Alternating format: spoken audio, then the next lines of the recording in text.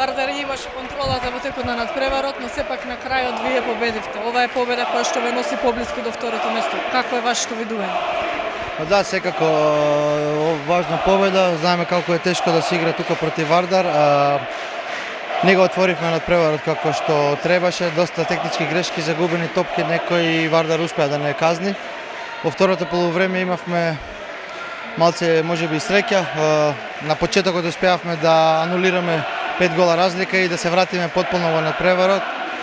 И мислам дека одигравме на одлично второ полувреме и мислам дека заслужувано се радувавме на крај. Како беше да се игра повторно тука пред Скопската купа? Па искрено мене ми е прв пат да играм од кога сум во странство, така да беше супер, одлична атмосфера и секако едно добро искуство.